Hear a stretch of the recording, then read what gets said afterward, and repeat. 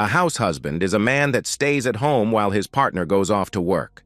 The job includes all the things the traditional stay-at-home wives usually do, plus general household repairs, vehicle maintenance, and lawn care.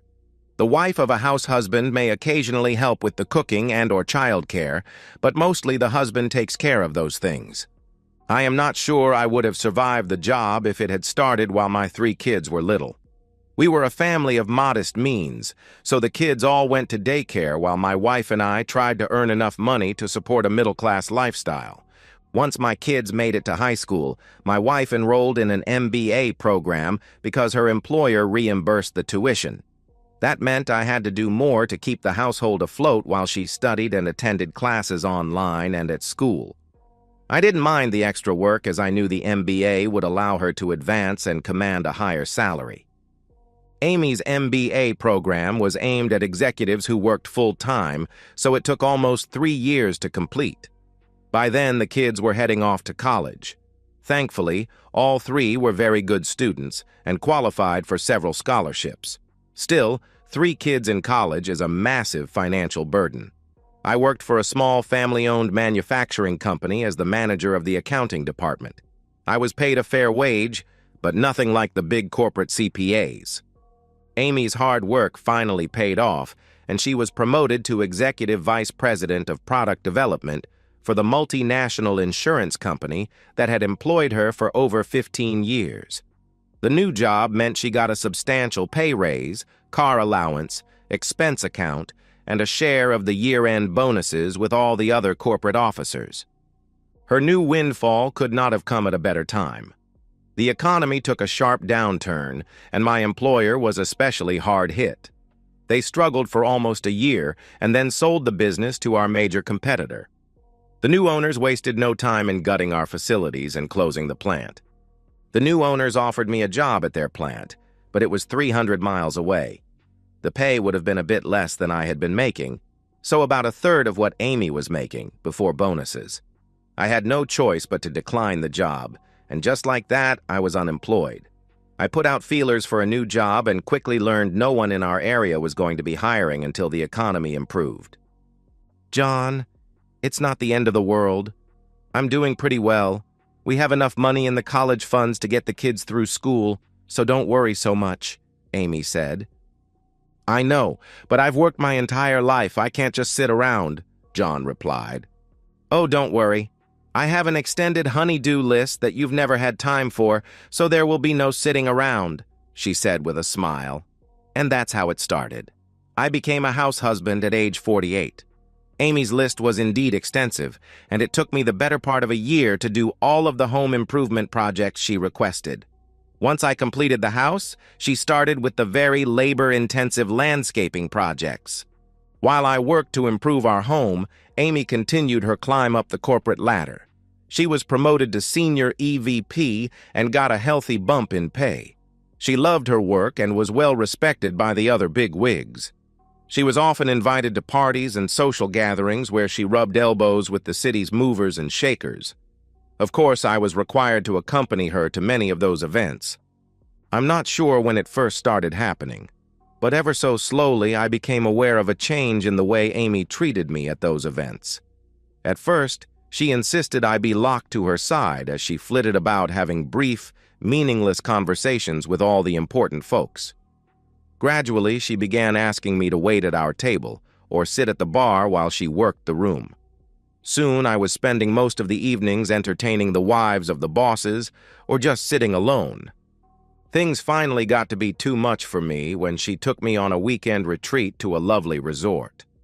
The first evening, she parked me with the wives and was gone for almost 3 hours. The next day, she informed me she had several meetings with the other top execs and board members. She said the wives had planned a spa day. Okay, well, what am I supposed to do all day? I can't hang out with the women while they take spa treatments, John said. I don't know, John. Go hiking or something. I have important matters to attend to and don't have time to keep you entertained, Amy responded. I held my tongue. I knew she was a bit stressed, but I vowed to myself this would be the last time she dragged me to one of these things. Fine.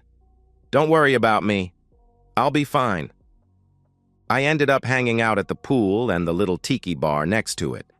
I had just finished my second gin and tonic when I saw several folks move out onto the elevated terrace of one of the large meeting rooms and take seats under umbrellas. I recognized Amy as she was escorted by a tall, distinguished-looking gentleman. He had a hand on the small of her back and gestured to one of the tables near the edge of the terrace. I watched them sit and pull their chairs closer together. He threw an arm around her shoulders as she snuggled into him. None of the others approached them, and I saw her cautiously kiss his cheek a few times. He smiled at her and bent to whisper into her ear. She giggled and slapped his arm while he laughed. This went on for 30 minutes, then they stood and went back inside with everyone else. I replayed what I'd seen in my head. They were certainly far cozier than two married folks should be with someone who is not their spouse. I noticed they were only slightly concerned about their co-workers seeing their overly friendly behavior, which made me wonder what might be occurring behind closed office doors. While I had met all of her co-workers, I was not familiar with the guy she was with. I assumed he was a board member, but would have to check that out. I headed back to our suite to get out my laptop and do some digging. It took only seconds to find a photo of Stephen Swanson, chairman of the board for Mega Insurance Corporation. Stephen was married to Margot Davis Swanson, daughter of William Davis, former COB and founder of Mega Insight Corporation. Now that was interesting. If there is anything going on, Amy is playing with fire. Old Stevie had married the boss's daughter, and her daddy was still the majority shareholder of the corporation. That evening, Amy sat next to me at dinner. She chatted with a few other EVPs and seemed to be enjoying herself. I spoke with Diane, a well-dressed wife seated near me. I was surprised to find her engaging and possessing a wicked sense of humor. I very much enjoyed conversing with her. After clearing the tables, the lights dimmed and music started. Amy took a moment to lean into my ear and explain that she would be dancing with a few of her co-workers. Those were the first words she had spoken to me in well over an hour. She didn't wait for my reply as she rose and moved off to the dance floor with some guy. Diane spoke up. "Better get used to it. We spouses usually get ignored at these things. I can't believe your husband would leave you unattended amongst all these business leaders." She laughed. "I'm sure he is off dancing with the wife of one of the board members trying to ingratiate himself as much as possible. He just assumes some minor bigwigs will ask me to dance, and I will dutifully sing his praises to each of them." "Oh, well, perhaps before you commence your assignment you might grant me the honor of a dance." She chuckled. "You are about 20 years younger than my usual dance partners, so I expect you to be respectful." We danced, and our dance was cut short when her husband cut in and then whisked her away only to pass her off to his boss. I guess he wanted her to put her best foot forward where he thought it might benefit him. I sat at the table and watched Amy dance with several board members before settling in exclusively with Stephen Swanson. After their fourth or fifth dance, the orchestra took a break and she and Swanson walked to his table. I thought about leaving but decided to watch for a bit longer. At one point, Amy glanced my way and saw me sitting alone. A few moments later, she came up to the table and sat across from me. "John, this must be very boring for you. Why don't you just go back to the room and I'll be along later after I put in an appropriate appearance," Amy said. "Ah, well, the orchestra is great, and I'd hate to end the evening without at least one dance with my lovely wife. If you could squeeze me in," John replied. "John, this is business, important business. Now please just do as I've asked, and we'll talk about this later." She then stood and walked away. I stared after her. I had been dismissed. She had actually told me to go to your room, like I was an obedient child. I was furious, but there was no reason for me to just sit there and be ignored. I waited a bit and then got up and left. I didn't want to go sulk in my room, so I went to the little bar off the lobby of the resort. It was quiet, and I needed to reassess my situation. It was clear to me that Amy was involved, or would soon be involved with Swanson. I was not going to put up with that, but so far I had no proof of any misdeeds by Amy. I nursed my drink for a while and decided to call it a night. I walked back past the event room and peeked in. Amy was on the dance floor plastered against Swanson. He had a hand low on her back but not quite on her rear. I asked one of the staff how late the orchestra played, and he said they stopped at 11 o'clock and the room closed at midnight. I must have dozed a bit as I sat up in bed watching TV. The lights were out, but I could clearly see the clock read 1:20 when Amy pushed open our door. She was carrying her shoes and sweater. She must have expected me to be asleep because she gasped when I turned on the side light. Her hair was mussed and her lipstick was gone. I looked her up and down and she blushed a deep red. "I thought you'd be sleeping." "I only had 3 drinks all night. I am upset, not drunk." "You want to explain to me where you've been?" John asked.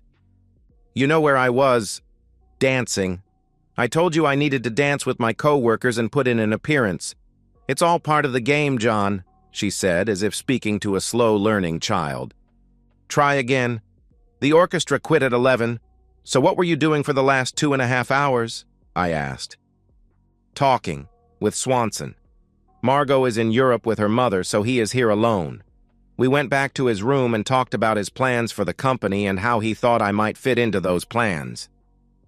"So you just spent 2 hours talking in his room and left me to fend for myself. Then you slink in here, hair mussed, lipstick gone, and carrying your heels. Must have been some seriously exhausting conversation." "Think what you wish.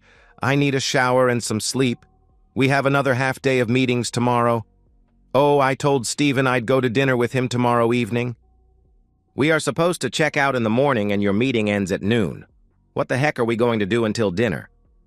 She dropped her shoes and put her hands on her hips. "You are going home. I'm going with Stephen back to his lake house for dinner." "So you're leaving at noon to go to his lake house for the day. When do you expect to be home?" "I don't know. If it gets to be too late, I'll just come back Monday morning." "Absolutely not. You're not spending all day and all night with that man and then coming back to my house."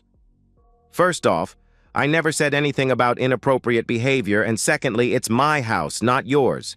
It belongs to me." I just stared at her. When I completed all the work on the house, Amy refused to use her yearly bonus to pay off the construction loan. She insisted we refinance the house. Because I was unemployed, I was not put on the mortgage, and Amy insisted I not be on the deed if I was not on the mortgage. It had frustrated me, but we'd planned to move shortly after I'd finished all the improvements. I just assumed I'd be back at work by then and would be on the deed of the new house, so I let it slide. She stood there with her hands on her hips and a smirk on her face. I got out of bed and started getting dressed. I grabbed my suitcase and set it down on the bed. I jerked open the drawers and started stuffing my clothes into the suitcase. "So now what? Are you going to run off? Where are you going to go? You've got no home, no job, and no money. So where do you think you're going?" "I'll sleep in my car before I let you get away with this. I will divorce your unfaithful self," John declared. "You silly man, you've got nothing. I make all the money. Without me, you'd be out on the street. Now stop being difficult. I need to do this thing with Stephen tomorrow and he'll back me for COO. That will double my salary and triple my year-end bonus. I'll be able to buy us a really nice house in an exclusive neighborhood." "I don't want another house. I want a faithful wife who cares about me, about us and our marriage. Please, Amy, don't give in to him. You don't have to do this. You can get the job on your own without compromising yourself." Amy shook her head and looked down at the rug and mumbled, "It's too late." Then I knew. She'd already been unfaithful. I was already betrayed. Her plan for tomorrow was just more of the same. I looked at her with disgust. "You've been intimate with him. Oh my goodness, you've destroyed our marriage." "Don't be silly. We can have it all. So I was unfaithful. It's no big deal. A quick shower and I'm good as new. It will all be over by Monday morning and we'll be set for life.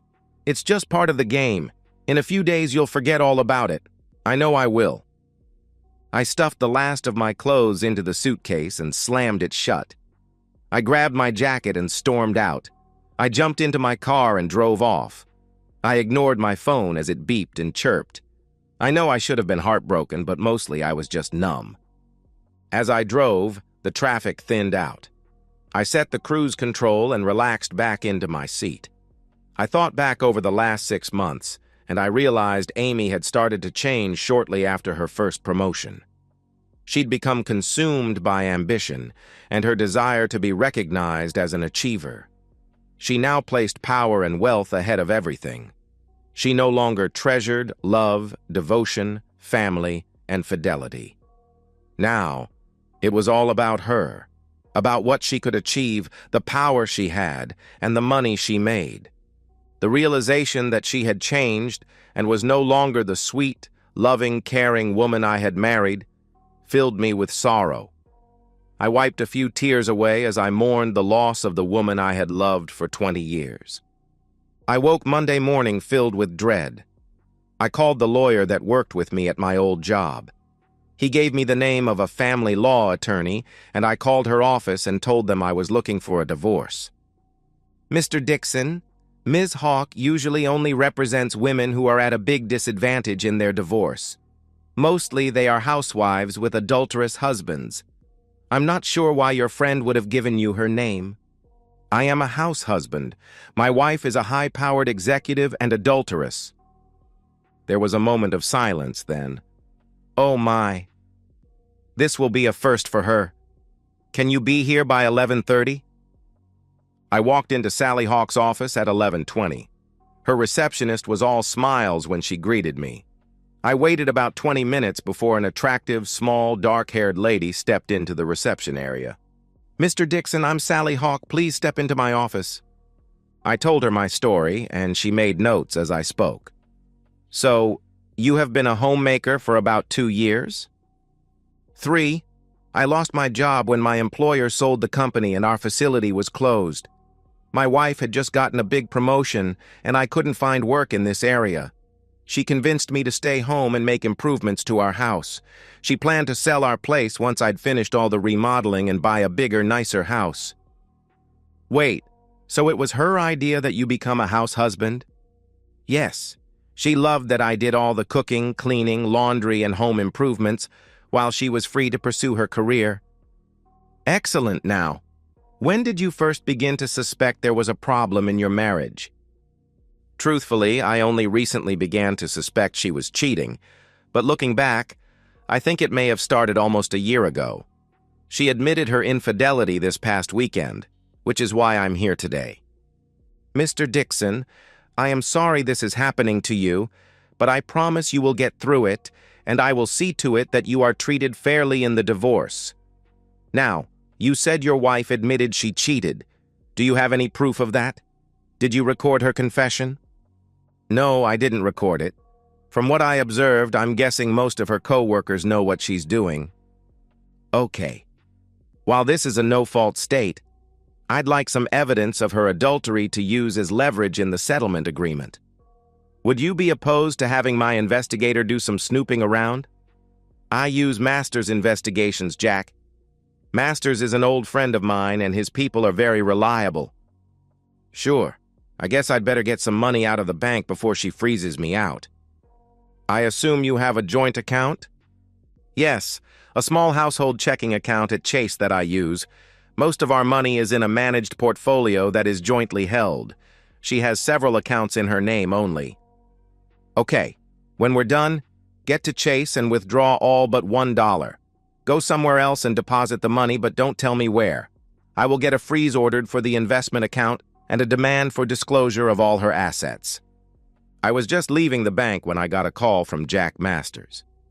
"Mr. Dixon, Sally Hawk asked me to call you. Do you have a moment to talk privately?" I got into my car and locked the door. "Yes, I'm in my car. I'm parked outside of the bank." Sally gave me most of the details. "My people will start gathering information this afternoon. What are your plans? Are you planning to stay in the house?" "I can't afford to move out unless I cash in some of our investment funds."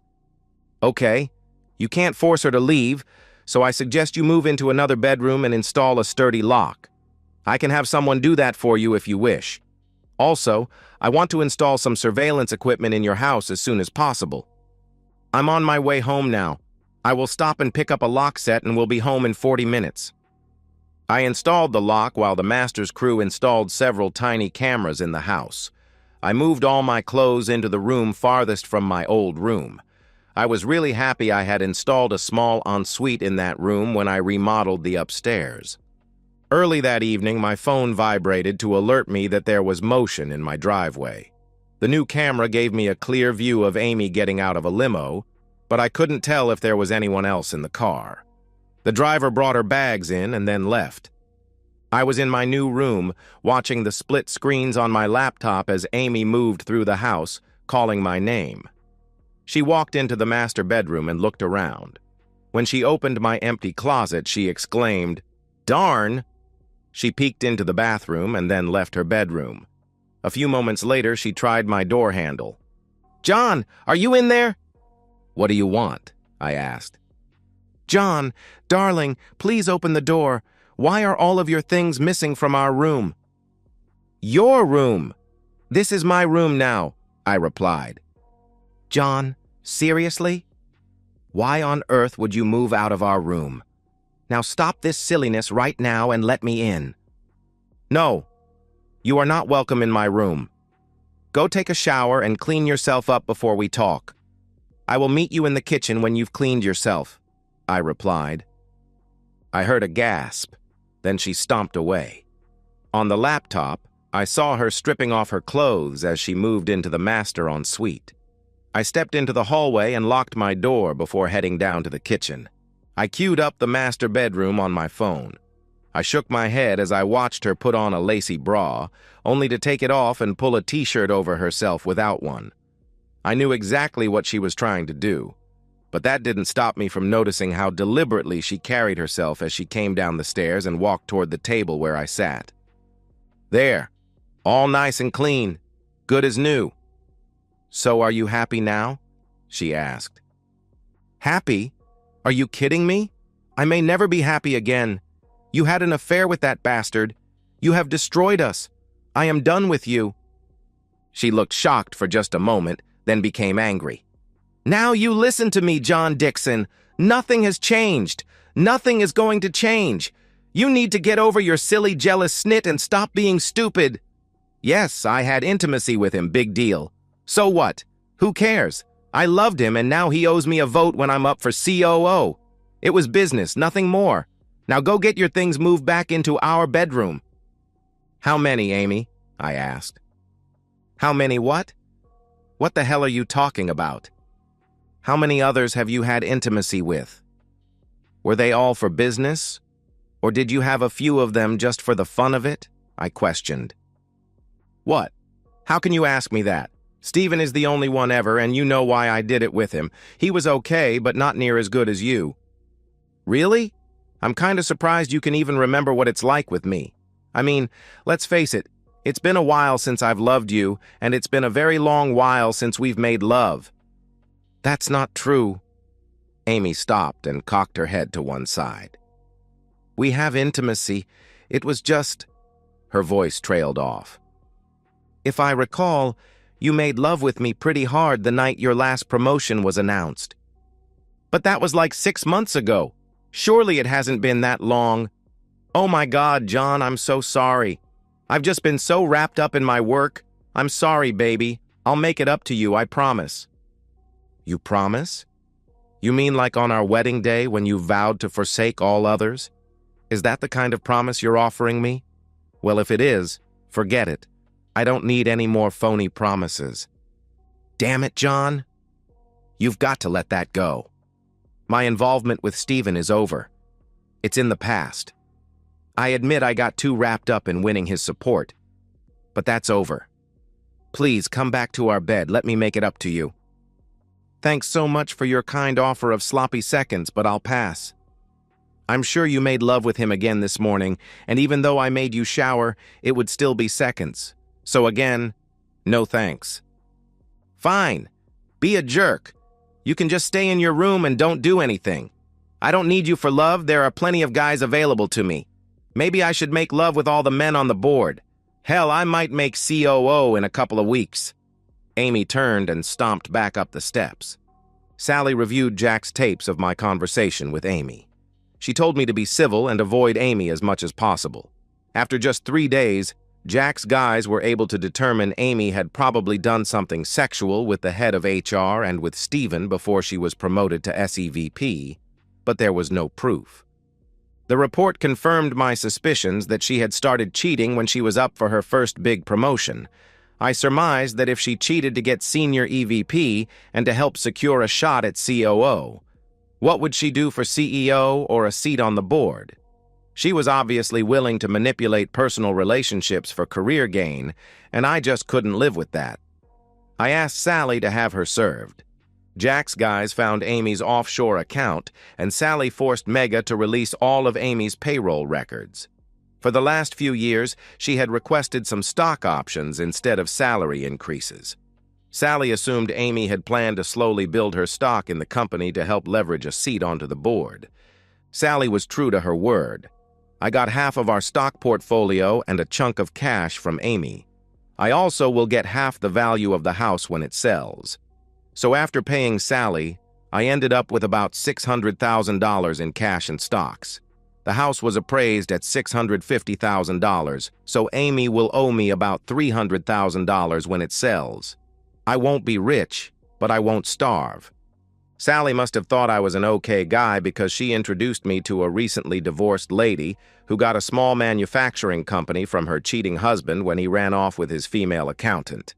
Sally helped her see she didn't need her husband, but she desperately needed a good accountant, and she hired me after my first interview. I had worked for Carol Hillman for 3 months when she asked me to review her finances. I helped her get everything sorted and even filed an amended tax return to get her a $3,000 refund.